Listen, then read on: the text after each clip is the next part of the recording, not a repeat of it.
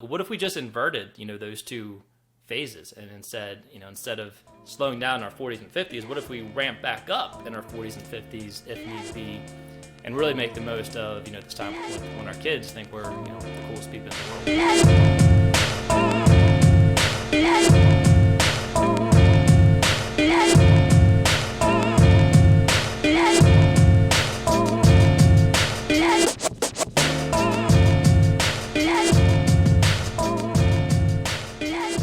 I happen to know the author of this blog post I've been talking about for the last 15, 20 minutes.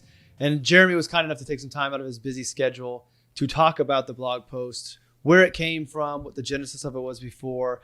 Jeremy, we're not even going to go into your background. I'm going to link and let everybody find you there. I really just want to dive into this concept of enough and really learn more about what sparked the blog post for you. Did you have like a recent aha moment that led to it, or what caused you to write that? Yeah, I think, and I wish I could remember the specific date on this, but at some point in like the second half of my time at the firm that I was at before I launched Fident, I was talking with somebody in our industry about, growth and how big, a firm should be. And he said something along the lines that like always stuck with me is like, this is not an industry where you can afford not to grow. And kind of just stuck with me. I was like, well, and I didn't say this on the spot, but I was thinking afterwards, I was like, man, of all the industries, like maybe this is one of the industries where you can actually afford, not to grow. And I didn't do anything with that thought for a long time. But then when I left that firm to start Fident, my initial goal was to grow to like 70, 75 households and cap at that point.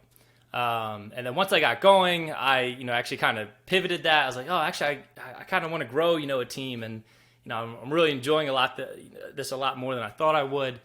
And I stepped back from that. I was like, well, is that really, my goal? Or is that like the goal that's of everyone around me that I've kind of just absorbed into my own? And, I'm a big fan of taking some solitude retreats, of just getting, out for a day by yourself, alone with your thoughts. And it was during one of those, I was just, really revisited that idea of, I'm reaching a point where I do need to decide, in the fork of the road. Do I stay small, or do I, start hiring and, growing more? Because I was, reaching at that capacity point. So it was kind of like a series of small events that kind of accumulated into one. And I'll never forget this, but I was meeting with a client. We were wrapping up their initial plan, and they were just asking about the size of the firm and how many clients I work with. And I just like blurted out of my mouth. I was like, well, actually, you're the last planning clients that I'm going to take on. And they're like, oh, was it that bad of an experience? I was like, no.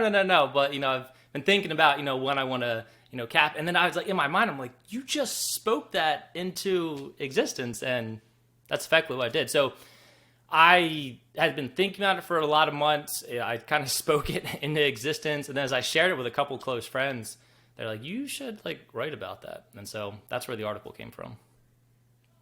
Why was it so important to understand what your enough was? And like, what's the opportunity cost if you continue to go beyond what you identified as enough? Like, what was the sacrifice? Yeah, I think about that a lot. I mean, anyone who's in our space, the financial advising space, we always talk about starting early and compound interest. And if you start investing when you're 20 and you stop when you're 36, that person will always be ahead of the person who starts at 36, and, blah, blah, blah. Compound is really important. And, we get that from an investing standpoint. And the same parallel is true with, I think, any small work that you're doing. It just continues to compound, whether it's writing or entrepreneurship. When you unplug some of that extra fodder, that you're putting into, yeah, I'm sure there's going to be a material difference to my net worth, 25, 30 years from now. But because we've really defined what's enough for us as a family, like we're okay with that trade-off. I mean, I say that now, maybe in 30 years I'll come to regret the decision, but I actually have a lot of confidence that I won't.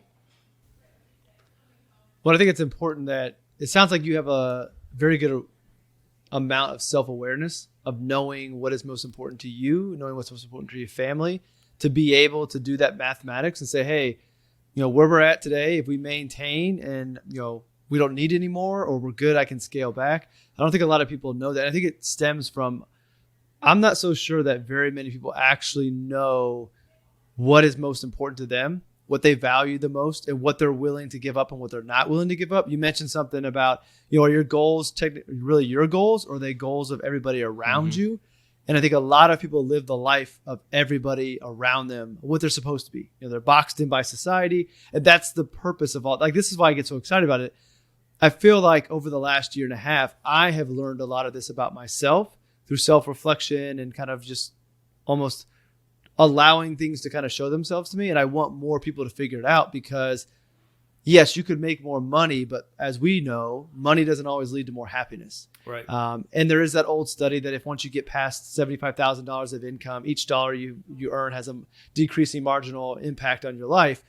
I don't know what the actual number is, but I do think it's true. At a certain point, we realize, hey, we've got everything covered that we need to, and that extra work, that extra thing for some extra money isn't really worth it because the opportunity cost of not being home, not being present, it's not worth it. And I don't think a lot of people really have figured that out yet. How did you figure that out? At one point on the self-awareness thing, I have to comment this because I don't know if you remember this or not, but when you and I were talking a couple years ago, we were talking about just that and how like I overanalyze things and always get stuck in my own head. You gave me an acronym to write out, but write this out on a sticky note and put it on your monitor. So that was on my monitor for like a year, and it was STFU, and maybe people can figure out what that stood for. But yeah, there's a fair amount of self-awareness, I think, to sometimes my detriment, but I do think a fair amount about that. Now I forget your question. Sorry.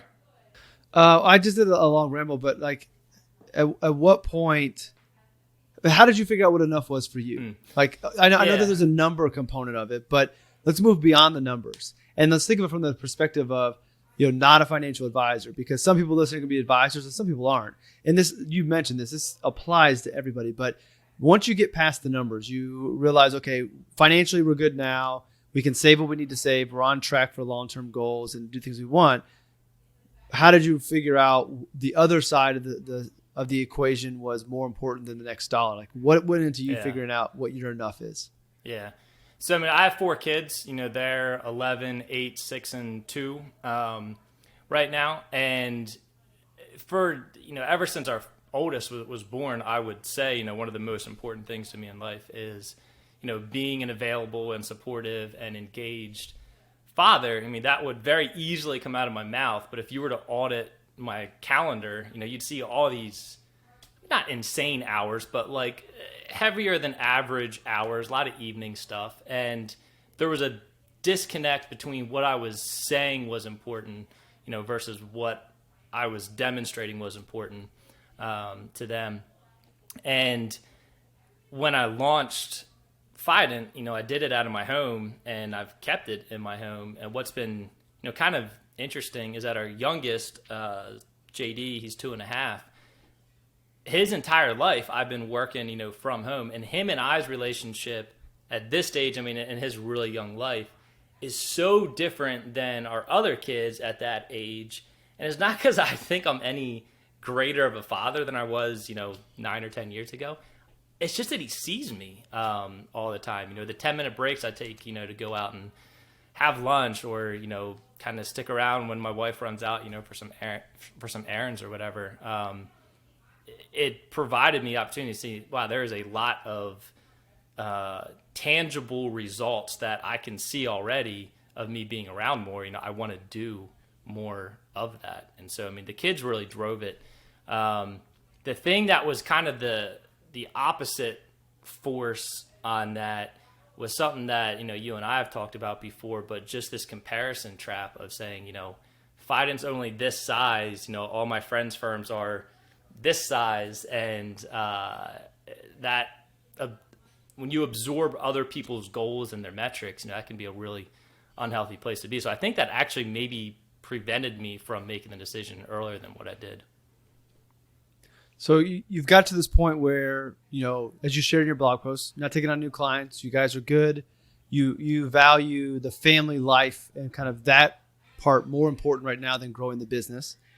Is there anything when you think about reaching the current status of enough that scares you? And I'm asking you to be a little vulnerable because it's, not easy to talk about the things that scare you, but like when you think about enough, is there anything that scares you? Yeah, I mean, there's the comparison thing, which I can largely dismiss. But there's also like the very real fact that, if my, I don't know, top 5, top 10 clients, were to leave, that would hurt, from a material standpoint.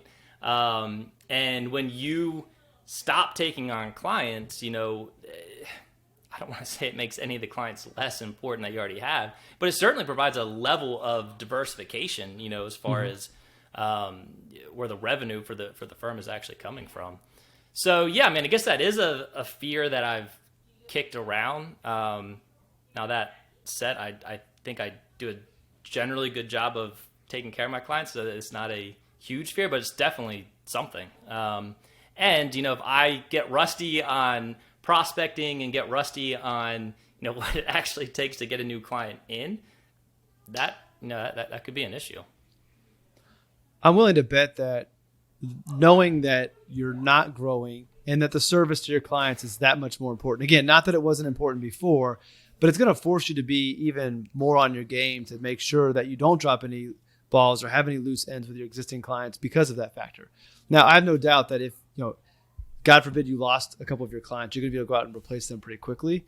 And you won't forget how to prospect. As long as you keep on writing these good blog posts, like that's going to do all the prospecting for you. But, I have an idea of what enough is. My problem with enough is I get too many new ideas and I want to try different things or I want to go bigger and better. I mean, the reality of it is I could say it's enough and not grow anymore. But I feel like I've managed to balance growth with not missing out at home, which is it's working for me now.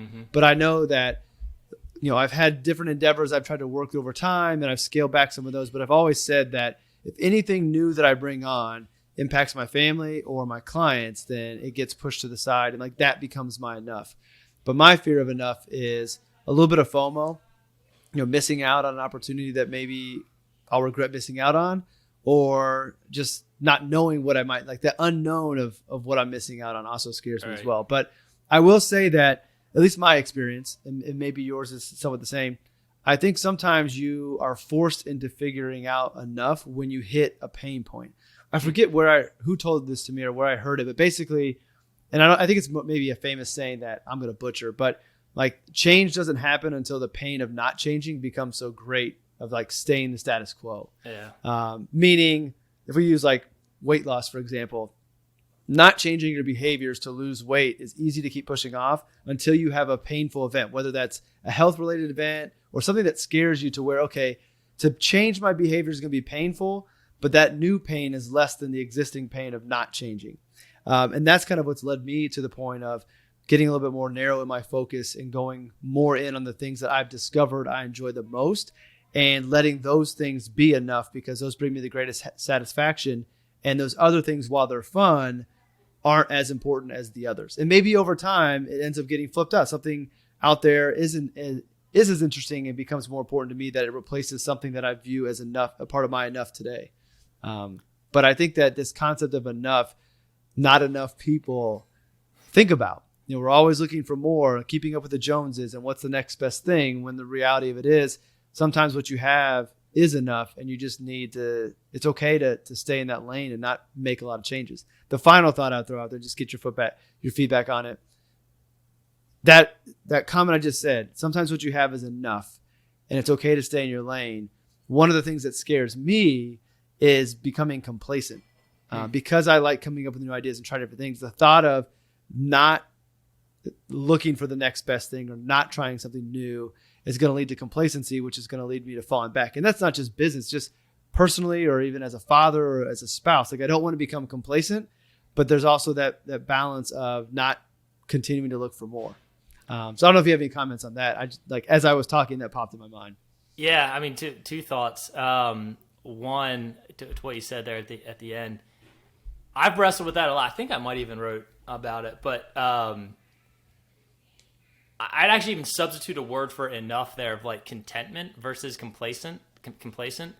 That's a tough dynamic for me to wrap my head around. Of like, we all want to strive for contentment, but do you really want to become complacent from it? And I think, at least in my head, I've distinguished between the two of, instead of quantity, quality. So if I'm taking on less client relationships, then I want those to be really high quality relationships from it. It's funny, and I don't have a great final grasp on that, but it's a dynamic I've thought about before. And into your other comment of waiting till it's too late to kind of make some of these changes. That was another thing. I mean, one of my buddies phrased it really well. He's like, we spend our 30s and 40s building our empire, working hard and doing all this saving and investing when our kids are young and in the house, and then when we're in our 40s and 50s, when we start slowing things down. But by that point, our kids are either out of the house, or they're, way too cool of teenagers who don't want anything to do with their, lame parents. And that was maybe a little bit of a catalyst too, of like, what if we just inverted, those two phases, and instead of slowing down in our 40s and 50s, what if we ramp back up in our 40s and 50s if need be, and really make the most of, this time when our kids think we're, the coolest people in the world. Well, first, speak for yourself. My kids will always think I'm the coolest dad in the world. You're on a much higher level of cool than I am, so that's fair. That's not true. I will be that dad eventually. But I love the concept of that. I remember at a previous employer, the owner of the firm talked about how I needed to put more work in when the boys were younger, because they would need me more when they were older. Meaning, like, her thing was, as they got older, their problems would be more complex. They would need more from their parents when they're middle school, high school age. And I didn't want to sacrifice any. Like, I want both. I want to be there when they're young and it's more the fun, and I want to be there when the problems are more complex and they really need us. And I do think you can have both, but I do think there is a difference in mindset in generations. So that generation does not think of it the same way. Stereotypically, I'm sure there are some advisors that are older that get it.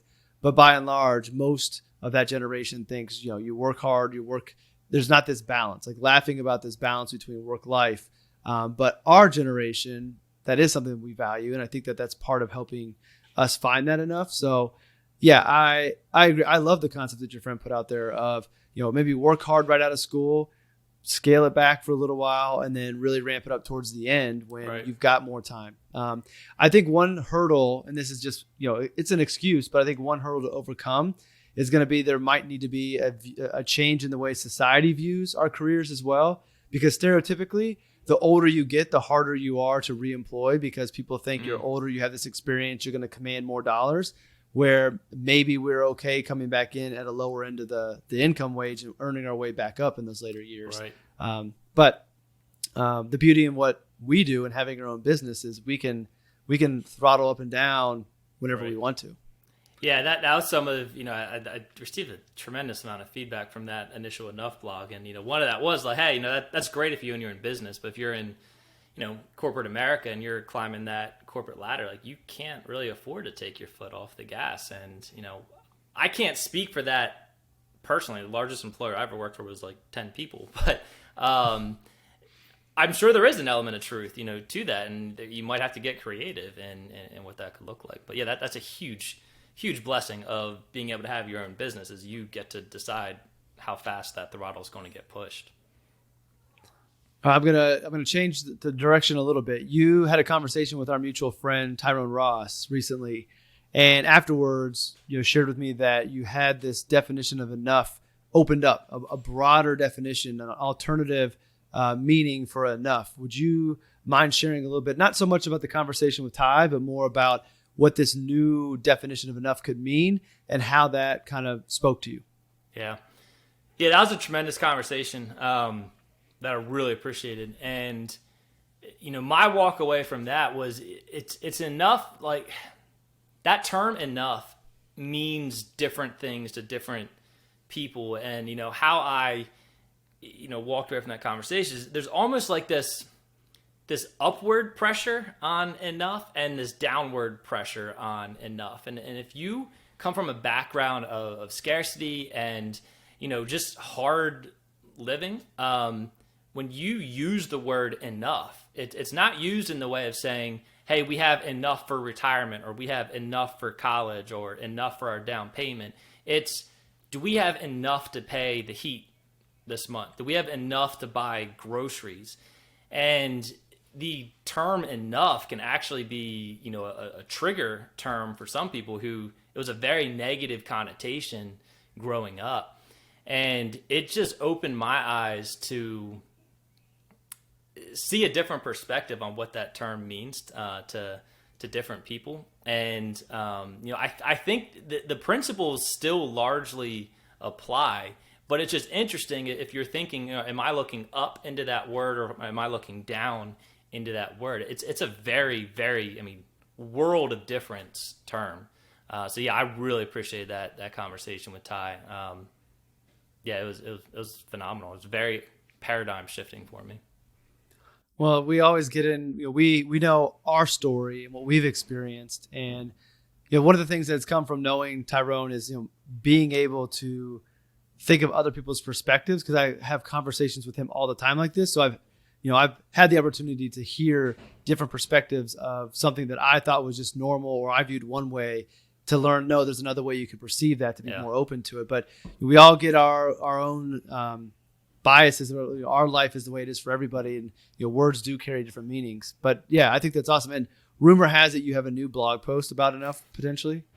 Yeah, awesome. Don't tell us about it. Go to Calibrating Capital. This is dropping on Friday. I don't know, the 5th or 6th, whatever it is, later this week. So hopefully it'll be out not too long after that. But I'll have links on the blog to be able to go to find Jeremy's blog, and you guys go read that. So I don't want to hear any more. Just let them know there's a continuation of enough coming. Perfect. But I do want to use to kind of tie this all in. The idea of this show on the podcast about this pursuit is trying to figure out the things that are most important to us, create the life that we want. What I always like to talk about is minimizing regret over our life, and that we can't do everything and really move in that right direction. And that's where this concept of enough really speaks to me, and I think is important in this conversation. Is if you really know what it is that you want, then whether it's knowing how much money is enough or do you have enough to do something, you have to have this idea, this concept, this understanding of what are the things you need to be doing and what are the things you don't, because it becomes a distraction and slows you down. And then maybe one day we'll do a 3-person conversation, and we'll bring Ashby in and we'll talk about the book that we're all reading right now, about eliminating hurry. It's awesome. And that kind of feeds into this as well. I've talked about it on last week's podcast, but it'd be kind of cool to have a conversation with some people to bring other perspectives in. But that's why I wanted to have you come and talk about the blog post, because I think it really ties in that if you're really determined to figure out what your purpose is and what you should be doing and how to pursue your passions, you've got to understand, whether it's the bottom end or the top end, wherever your enough needs to fall, you need to understand what that is for you, so you can eliminate the distractions that are going to hold you back from pursuing. So I don't know if you have any comments to tie into that final thought. Yeah, it's kind of going to echo what you said earlier about people just largely don't spend enough time thinking about what's really important to them. That's the genesis of every financial plan that I've created is, what are your values? What's most important to you? How can we use money to, kind of fund those things? But, way beyond what I'm, working with my clients, I just think there needs to be a increased amount of awareness of all of us, of just saying, individually, what's most important to me, not what's important to my neighbor, what's most important to Justin or to Jeremy, but like to me individually, what's most important and what are the things that I can be doing to be working towards, getting to a point where, they're, as I said, what you say comes out of your mouth is actually in alignment with, the old paradigm or the old saying of, just measure your checkbook and your calendar, make sure those things are in alignment. So yeah, my encouragement would be just to think about those things, think about what it is. The way that I frame it's a little dark, but I think about what do I want my kids to remember, most about me as a dad when I'm no longer here. And again, a little bit of a dark way of thinking about it, but like that's my legacy. Like chances are there's not going to be history books written about Jeremy Walter from Lancaster, PA, and I'm not going to have a Wikipedia page, about me, but my kids will certainly have some type of legacy, I'll certainly have some type of legacy to my kids, and I want that to be a positive one. And so that's the way that I audit myself, and I think it's maybe a smart way of doing it, but people, they need to ask themselves those types of questions and get really clear on it. Well, you would be a great resource for people trying to figure all that out and ask themselves those questions. And a great way to learn from you is through your blog. So we'll end with you promoting Calibrating Capital. Where can they find that? Yeah, so Calibrating Capital is kind of this little side project I launched a couple years ago. Started off with a way of getting some more clients to funnel into my personal firm, but now that I'm not taking on new clients, it's pivoting a little bit more to same content that I'm sharing, just to a much wider audience. What's been kind of interesting and actually really fun is that a lot of other advisors are finding it, and they're like, oh, this is great, can I share with my clients? I'm like, yes, by all means, please do. I'm really excited about it. I mean, I fell off of doing it the second half of 2020. Actually wrote a blog post of why that was, but really excited moving forward of sharing some content on there that just hopefully, gets people to think more about how are they aligning, their values and their money. You're not going to, find a whole lot of tactical financial advice or investment strategies on there. It's more of how do we take off the balance sheet issues and marry them together to the balance sheet. And I'm really excited to see, what some potential ideas of what that could potentially morph into. Well, yeah, the website's just calibratingcapital.com. Well, in my opinion, the way I look at my mixtape, so every week I do the mixtape. Morgan Housel is always on the mixtape, and he's always in first position because he's my favorite writer. But then Jeremy is the next person that anytime Jeremy posts, he will always be in the mixtape. I don't even have to read it. Like I always will, but I don't even have to read it. I can just put it in that file and know it's going to be good. And I think part of it is it speaks to a lot of the things that I'm excited about doing with my clients and what I'm writing about and creating. So we each have our own spin on it, but it is along the same line. And I think this stuff that we're talking about is so important. And if we go back and put our financial advisor hats on, not very many financial advisors talk about it with their clients, and not very many people are aware of it. But if people could get a better grasp of this pursuit and this idea of enough, then I think they will end up aligning their checkbook with their calendar or aligning their values with their money and live a better, more purposeful life. And ultimately, that's what I'm after, whether it is directly with my clients or indirectly from people who figure things out through listening to you on the podcast or something that I write or something that I share. I know that this thought process and understanding this and figuring it out will no doubt lead to happier lives for people. So I want to thank you, Jeremy, for taking the time to join me. I told you we'd be 20, 25 minutes if we went over. I knew we would. But it's always good stuff. So I appreciate you taking the time. Everybody go follow Jeremy. I'll have links to everything in the blog post, and we'll just keep on pursuing. Awesome, man. Thanks so much, Justin.